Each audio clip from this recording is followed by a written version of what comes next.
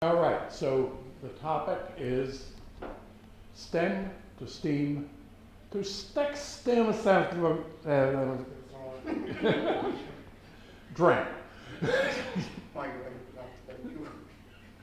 Okay, and I hope that you will all find that although I supposedly have an open mind, it isn't so open that all the brains have fallen out.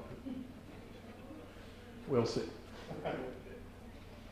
So, of course, at all levels of instruction, it's come to be that we hope that all students have some understanding of STEM. And unfortunately, all these anagrams are regressively purely English. I'm sorry. Okay. I suppose we could translate them all into some other language and it would look very strange. But we'll stick with this. So STEM, as we all know, is science, meaning both biological and natural sciences, physical sciences. Technology, meaning mostly computing, information science, engineering, and mathematics. And that has started to pervade instruction at all levels, particularly from lower elementary, through middle elementary, through upper elementary, and at least at many places on into university education. In a lot of places, many of the students are in fields where they have to know some STEM, and others just sort of wave at it on their way through. Okay, but there has been a question, well, first, STEM integration, you can't just look at saying, okay, we'll give you a course in science, and a course in computing, and a course in mathematics, and maybe we'll talk a little bit about education, about engineering. We really want to integrate them so you see the whole idea at once. And so we're being very limited way interdisciplinary. So we said, well, what can we do to integrate? And other than science and engineering generating problems for mathematics and computing supplying techniques for science and engineering and for one another, you have a few other things. Certainly computing, we all recognize that every discipline, including the fine arts, including education, including nursing, including whatever you like, is being touched by computing, by information science. We can also say that particularly at the lower levels of education, up through secondary education, an education in earth science is going to have to involve physical science, natural science, biological science, engineering, and some amount of mathematics if you do it right. And then, as we said, everything involves computing, so that doesn't get away either. And of course, and I'm reading from there because there's too much glare for me on here, so a well-rounded science education. So a well-rounded science education, first at the secondary level and second at the university level, should include some elements of each of these, although in most schools that aren't engineering institutes, the engineering component will be pretty light, touched on in applications, partly because they don't have professors of engineering, which makes it very hard to teach engineering, because it is a discipline with its own techniques and its own goals and its own problems. But, so we're going to do two things. We're going to look at what do we really need to understand and to integrate STEM, so to speak, in our own lives, in our students' lives, in community lives, for graduates of secondary education, high school. And that's a secondary question for me, but it's still interesting. And the second is, what should the university education of somebody in the sciences include, or at least touch on, particularly in the formal sciences, because that's where I come from, but in science, in engineering. And so the first modification that occurred was somebody said, well, what about STEAM? I don't know if that was motivated primarily because they wanted to put arts in there, or primarily because it just made a neat anagram. But in any case, I lost the word for a second, abbreviation. But arts will tell you about aesthetics and the presentation of any of these areas, and formal proofs in mathematics. Aesthetics is a big deal. Communication, sensitivity to students, to community, to anyone. And as what came up in the discussion, I should have put in, if I had thought of it, creativity. And the other M, which was suggested afterward, was for medicine and the health sciences, which certainly is a consumer of all of the STEM fields, a motivator of work in the STEM fields, every one of them. Okay, certainly a lot of health science, biocomputing, biotechnology, biomathematics, engineering of medical devices, and of course science of the blood, and all these new drugs depend on a combination of understanding the science and understanding the mathematical equations and computer modeling. You can't get away from it. So for a long time, we've been stuck here. This is the model that the enlightened high school will use for teaching STEM. But I would claim, particularly in preparation of formal science graduates or science graduates from a university, a little more is needed. And I'll go through these other bullets one at a time, or maybe two at a time. But some understanding of cognitive science, economics and management, more on communication explicitly, social science, ethics, philosophy, logic, and I'm sure everybody at this conference will be surprised that I put in interdisciplinary perspective, diversity, and I'll talk a little bit more about what I mean by that, data science, and requirements analysis, about which you've heard several times if you've been with me all day. Okay, so why cognitive science, communication? Well, we have to communicate what we learned, what we know. Professor Umpleby was talking about how do we communicate these basic ideas, and how do we make the communication appropriate for the audience we're looking at. How can we communicate to our professional colleagues, whether they're in the sciences, or educators, or consumers of the science, or producers of problems with the science? How do we communicate to our own coworkers and collaborators? That's different. If I'm giving a paper, I'm doing one thing. If I'm coming over and talking to you about how our work interacts and seeing if we can manage to get a paper together, I'm going to talk differently. I'm going to talk less about results and more about process. I'm going to talk less about what we've shown and more about what we need to show. Okay, to management. I'm not going to go to my manager and do a mathematical proof. If my manager happened to have a degree in mathematics, he or she might be curious to say, okay, how do you know this? And I can do an outline, and then if she's interested, I'll get more and more depth.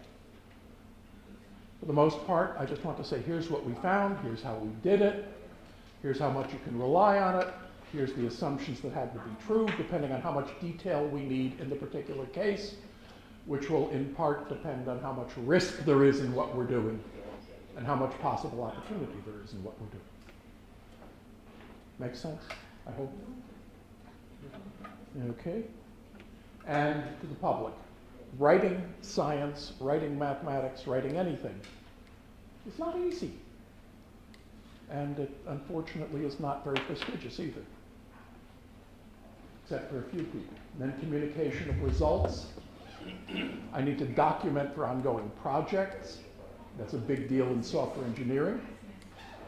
It's a big deal in long-term scientific experiments, long-term scientific projects. What have we done? Where are we? What did we try? How did it work? What did we learn? What gets tried next? Okay. Somebody's got to stop me from talking. Okay. So, well, what about philosophy and logic? Gee, they seem like we don't need them very much, particularly philosophy. Philosophy asks, as far as we're concerned, three questions, which I have out of order here in a sense. Ontology, teleology, epistemology. Or to put it in different terms, what caused this? What are the results? And how do we know that? Right? And if anybody thinks those aren't important, right? What are the causes of this in various ways? What are the results of this in various ways? Social, political, economic, scientific, for future research, for teaching, whatever. And how do we know all this, and how can we get other people to learn it? If you don't think those are important, why are you doing this? Okay. Foundations and nature of the discipline. You should understand the philosophy behind the physical sciences, certainly a little bit. The natural sciences, the formal sciences, medical sciences, engineering, and what the differences are. That formal science is not, in a lot of ways, limited by experiment. It's limited by proof, by models, and then later can be tested to see whether those models are good for anything. What are the methods that each of these areas use to expand knowledge? What are the methods they use to validate knowledge? Again, in the social sciences, you'll see mostly statistical methods. There's some qualitative methods. In the natural sciences and the physical sciences, you'll see mostly experiments. Sometimes with somebody saying, well, let's do this experiment because it will tell the difference between these two models. Right? And in the biological sciences, you tend to find or health sciences, you tend to find a combination of experiment and statistics, and surveys and qualitative. And in engineering, it's a question of whether the building stands up. Right? And you should do it with a model if you can. Okay? And formal limits. So these come mostly from the formal sciences, some from the physical sciences. The Gödel and Turing results, Heisenberg's principle. There's a nice theorem in social sciences by Kenneth Arrow that more or less says there is no such thing as a free election. You can't have a completely free and fair election under certain very reasonable constraints. It doesn't say you can't get close, but it says you can't get all the way. So what about ethics? And how does social science fit in? Well, STEM, most of us scientists do not work in isolation. We happen to live in the real world. Some of us are married, a few of us have friends. Occasionally we eat something. Right? Once in a while we get sick. And our discoveries, our teaching, our interactions have implications for the real world. What are those implications? What are the restrictions on professional conduct? Not just we shouldn't go abusing our graduate students, although that has a millennia-long tradition. But we should also be honest. We should not mislead our rivals. Certainly we should not tell them false things. Tell them, I don't quite have that paper ready yet. That may be acceptable. It's close. Right.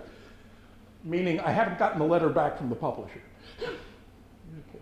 Constraints, what ethical constraints, what social constraints are there on doing research, development, and deployment? Identify your stakeholders, not just the people who are making money, but who's going to be affected, who's working with the project. Protect their interests. On the other hand, make sure that they're contributing what they should be, so that ethics is a two-edged sword. It's not just you have to do it and everybody else can take advantage of it.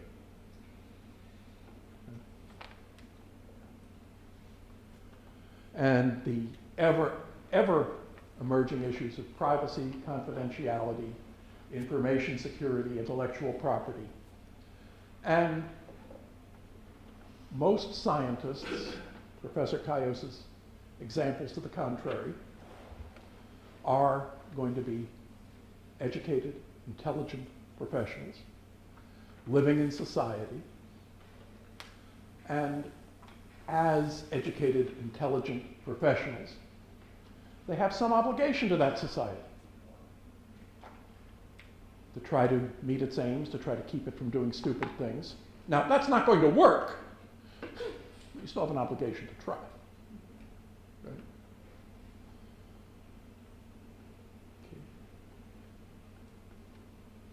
Okay.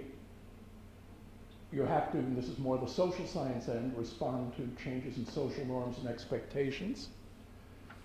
You have to deal with motivations. You have to look at political and legal constraints for your work. You have to figure out how to teach. Even if you are not employed in the university, you almost certainly will be teaching someone something. Even if what you're doing is writing, if you're living alone in the basement writing code, somebody's going to ask you to explain that code. You're teaching something. Right? If you are teaching at a lower level, or you are teaching people who are going to teach at a lower level, then you need to deal with the process of intellectual development and the process of emotional and physical development in order to do that right. And again, civic responsibility. Okay, you can't ignore the business end. Right? Again, we not only live in a human society, we live in an economic society. We live in a society where many people are concerned with making a living. So unless you've inherited a fortune and a noble title, if I remember mine, I'll let you know, and you can call me Lord, whatever it is. Okay, you need to look at the economic, if you're developing something as a product, you need to look at the economic constraints of developing it, the economic constraints on deploying it, and the economic rewards. Why not? Right? If you're going to try to make money out of what you're doing in STEM, you ought to be able to make it, but you ought to do it in a reasonable way. Okay, you have to, everybody in STEM has to interact with management. Okay, somehow, whether it's university management or corporate management or foundation management or government management, somebody has to explain things to somebody. Some technical people will become managers and they have to do their job properly. Right? And telling them, no, you just have to know the mathematics, you just have to know the computing, you just have to know the physics. You don't have to deal with trying to manage people doing physics. You won't ever, even if you're a full professor, have to manage graduate students in a lab. Oh, come on. Right. If you are a professor in the sciences, you are going to have to work with students not only in class, but on research. Okay, development activities. You have to know how to participate in something. Also, if you're a manager, you ought to know what works and what doesn't. Generally, giving technical people little tchotchkes just doesn't work very well.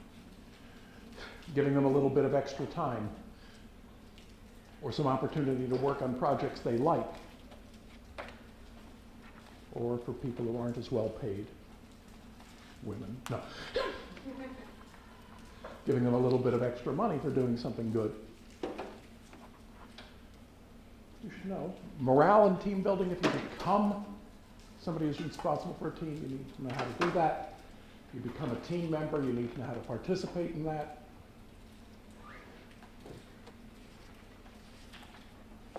Requirements analysis.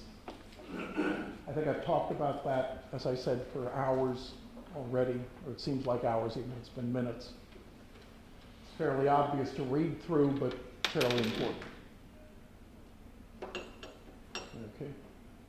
This is mostly from the point of view of computer science, but it applies to everything. For one thing, every science project, almost, every math discovery, is part of a system in the sense of systemics that we talked about earlier. Everything interacts with something. If it doesn't now, it will later. One of the very interesting things about mathematics is sometimes mathematics anticipates its use. There are parts of the theory of Lie algebras, for instance, and Lie groups that were developed at the tail end of the 19th century and are essential for quantum physics, which was discovered essentially for the part that was needed 50 years later. It wasn't anticipated, but it was essential. If nobody had developed it, they would have had to take a break and develop it. They did develop a little bit of it on their own. You know, somebody one day said, "Oh, you know what?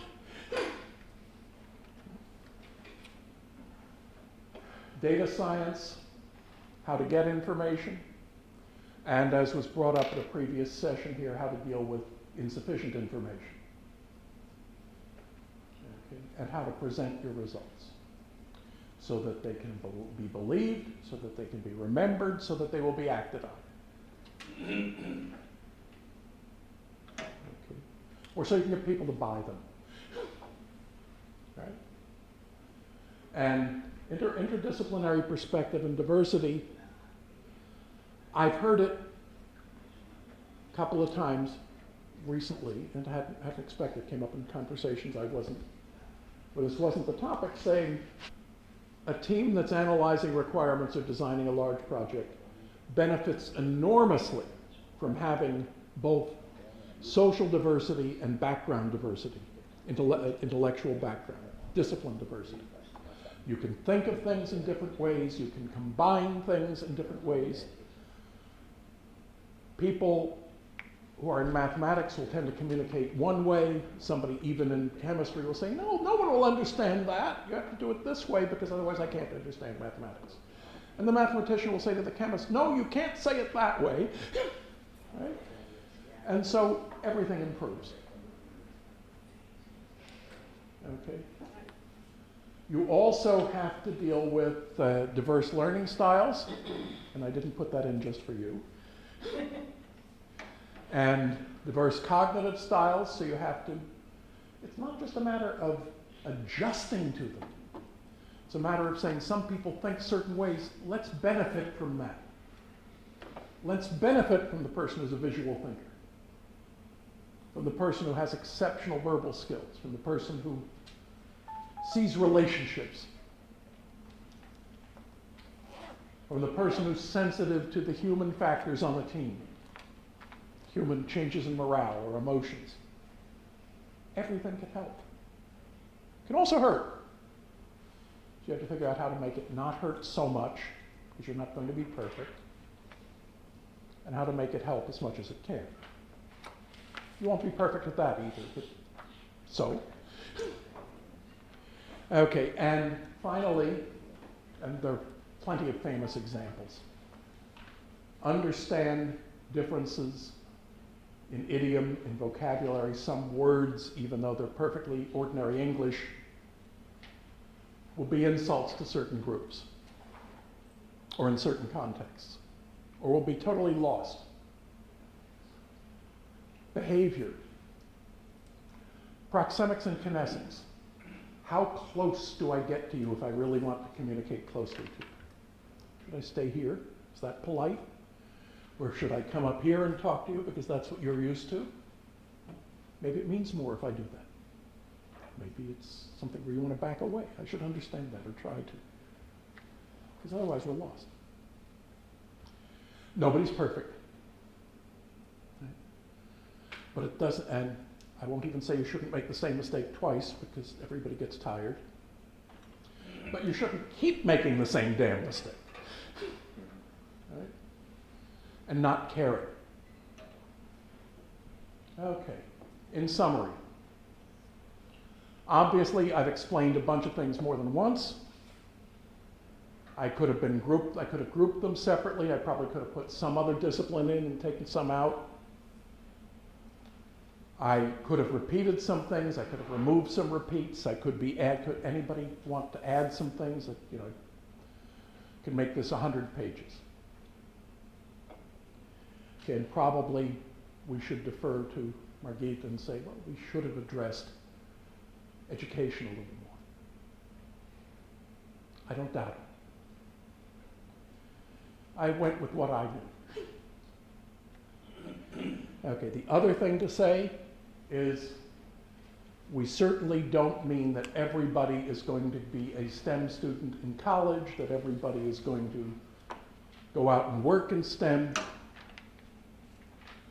Okay, a little bit of this is good for everybody. The more senior you're going to try to be, the more, I don't want to quite say gifted or talented, but the more intense you are, the more you're going to need this. The more focused you are on integrated circuits, the more a little bit of this will help. Okay? So what's the problem? Problem is we've mentioned, if I did all of these things on top of a standard science major, we'd have a 200 credit degree. Okay? Especially if we did them right. Margit will add another 3 credits, and my friend over here will add another 6, and someone over here will think of another 3 I've forgotten. Maybe some anthropology course might be nice or something. Right? All sorts of things I could mention. And we need to also get across not just the content of these areas, but how they work. And so the knowledge, the models, the practices, the processes, the guidelines, the constraints, and try to, in the process of teaching them, inculcate different ways of looking at critical thinking and problem solving.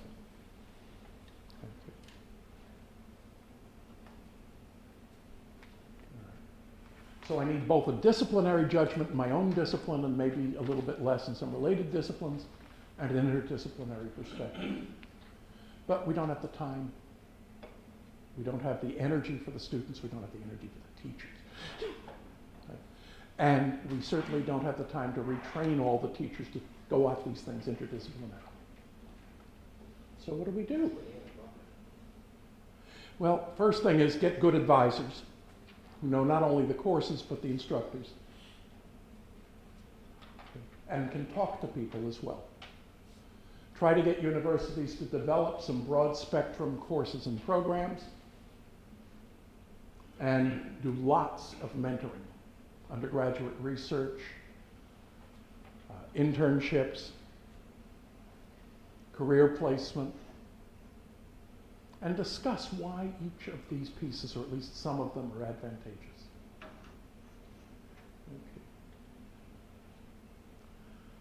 On the business end, recruit and develop your interdisciplinary, diverse teams. Try to work on interdisciplinary projects and discussions, even if they're a side issue to what you're doing as the main focus of your business. It will bear rewards downstream. And hold interdisciplinary workshops and conferences, and allow or persuade, not quite persuade, that's too strong. Allow or encourage your employees and your collaborators to attend them. Have these conferences with informal sessions for discussion, not just paper presentations.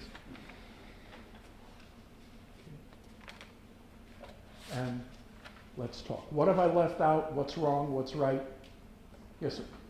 So I look a lot at this as some classic conflict between higher education and elementary, secondary schools. Right. And we spend a lot of our time now at the university trying to teach our students how to do math correctly since they lost all that. And they're studying for standardized tests. And we're trying to teach them how to write because they never learned how to write back in secondary school. And so many times we take this responsibility at the higher education level, but I really see if we want to really teach our students how to work in an interdisciplinary 21st century, we need to be driving this back down into the younger ages, because I think at least in many schools, at least in the United States, 5, 6, 7, 8, 9-year-olds are still learning in an interdisciplinary environment, but somewhere around age 10, Yes. math, Yeah. science.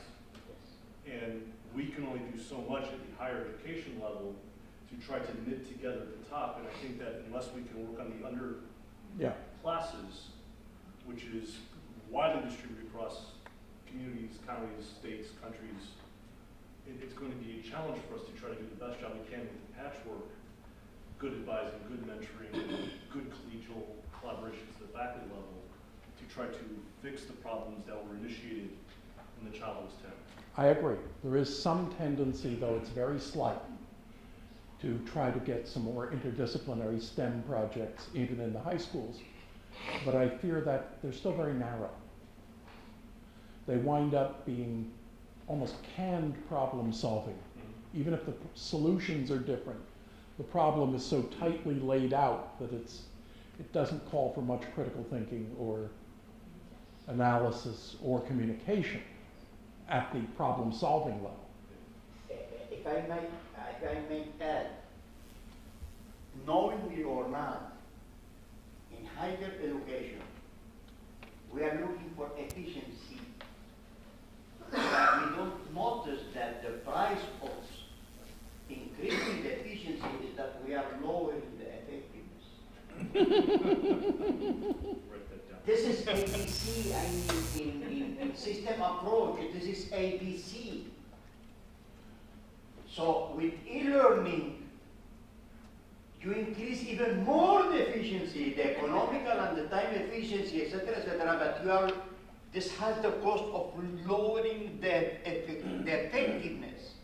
So this is why, in my opinion, is that our higher education, but it's just an opinion. I made an article asking it. I'm not going to ask here, I'm going to affirm. It's my opinion. It's not higher education anymore. It's higher instruction. There are, Which is one of the means of the education. right. But you cannot confuse the mean with the ends. The end is education. Instruction is a necessary mean, but not sufficient. What he's doing is educational, Well, not just instructional. what I'm trying to do, or at least pretending to try to do, is education. How well I succeed? No, I do sometimes. Well, I have a question. What's about politics and law? Well, in this I had them briefly within requirements, I think, or within social science, or both. And obviously you have to address, and then within economics, you have to address the political realities, you have to address legal constraints.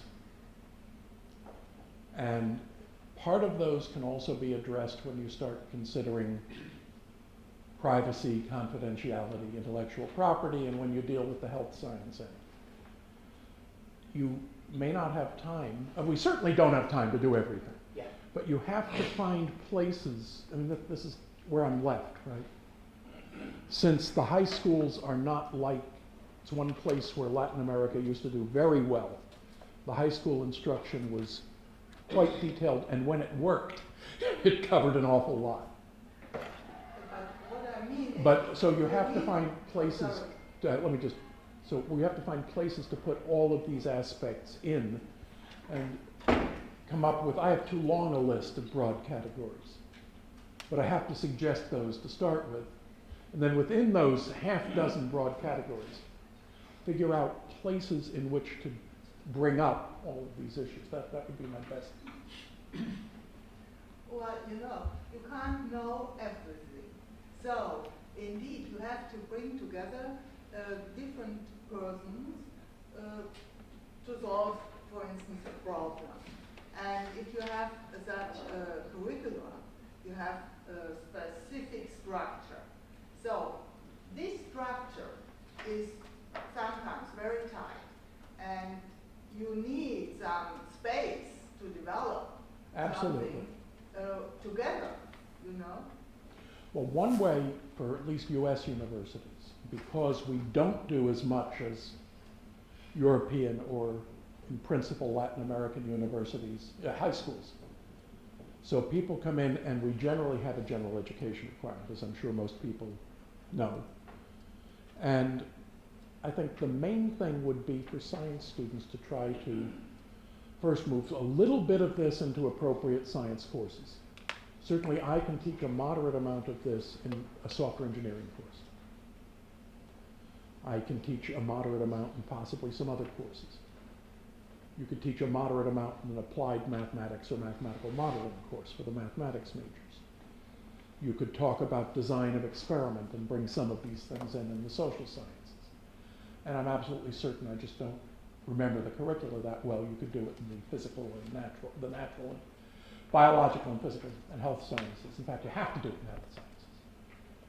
And then what you need to do is to try to work on getting the university and the other departments to commit on appropriate general ed requirement courses, so the students will take at least some of those as well as some of the general courses. That's my best shot.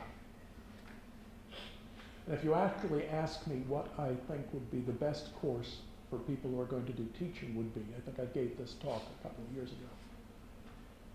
It would be a semester of improvisational theater.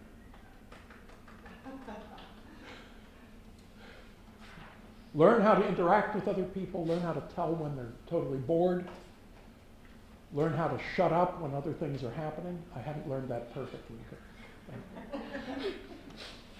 Can I answer her question, but in a stupid way? Sure. All what we have to do, in my opinion, is to each course to make it more educational right now, while we can make what he's trying to do, is each course is to provide it in the context of the Greeks. Ethics, ethos, pathos, and logos. And you can give that in mathematics, you can provide that with this concept, with this context, sorry. Physics, whatever you want. I mean, the ethos is necessary condition for the scientist and for the professional or not. Ethos is reputation.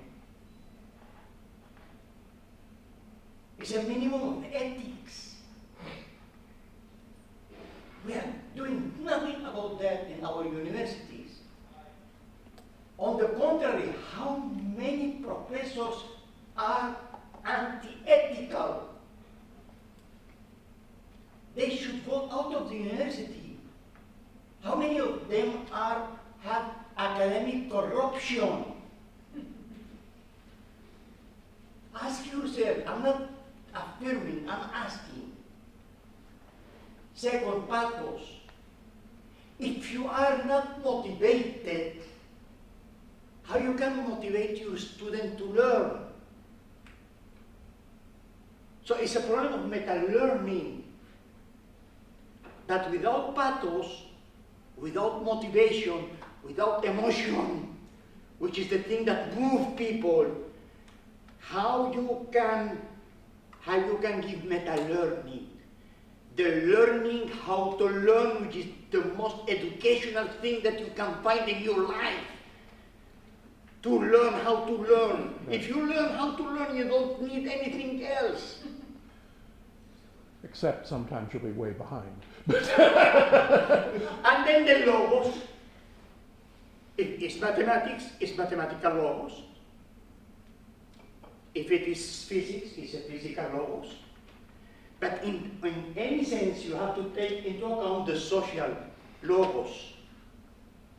Let me just... in order to communicate with the others. Right. So, this is why I'm saying that this stupid question is in the Greeks. I'm not saying that the Greeks are stupid.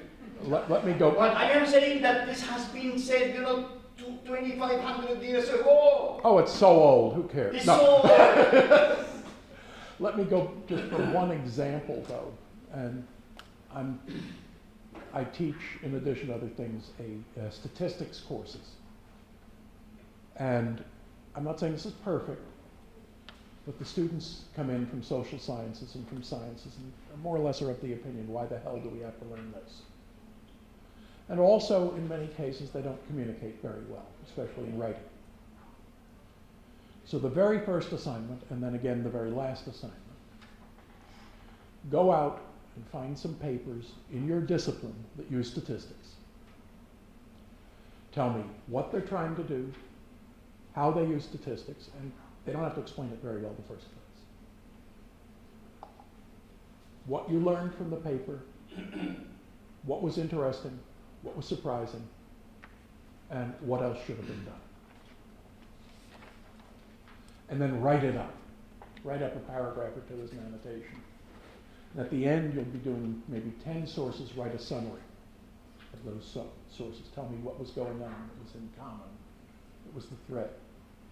And not everybody likes it, but quite a few catch some fire. They say, oh, you know, this isn't completely silly. People are out there actually using this stuff to do worthwhile things. And I'm not saying that's the best project. What I am saying is it's a project that, as Najib says, exercises the pathos, exercises the logos. How much ethos? Well, we covered that a little bit separately, but you could try to include it. Requires communication, both reading and writing, and is inherently interdisciplinary. And I think I've done a pretty good job with that. Okay. And I'm not saying it's the only one. In another statistics assignment, this one just for the social sciences. Okay, the assignment in the multi-section courses, run this data through and answer these questions. My assignment, okay, you've got this data, you've got the results. Think of a scenario, write it up as if it were a research report, or a news story, or a message to your boss. Use an appropriate style, integrate the conclusions, and answer some of the other usual questions. What should I do next? Try to reproduce what he said. Exactly the same slide. Translate it and take it to your students and to your colleagues and to differentiate what's education from instruction, because what he's doing is the real education. And if you can Translate it to Spanish, to Right. Portuguese, to Greek. Right. If you can make it, if you appeal to me from what you've done, or if you make me laugh or think, I'll give you a couple of bonus points. The major role of learning is, of course, to discover the truth. But another aspect of the teaching is to prepare students for the future. And another aspect, Mostly, and knowledge is based on Right. what happened in the past and what is happening now. I had What can two we do? students. What can be? Right. What could be in the future? Any contribution can be made through studying systematics, cybernetics, and informatics. But I certainly have had students too who last year, satisfied that requirement on 2 assignments by doing a blog. Took an identity and wrote up the results as if they were communicating to their followers. They did a very nice job. They weren't the strongest students to begin with. They weren't the strongest students either in creative communication or in the statistics. And they did excellently in the course. I was proud. A couple of people who did not care for the assignment, they didn't do so well. I wasn't proud. What can you do? Okay. Thank you all for listening.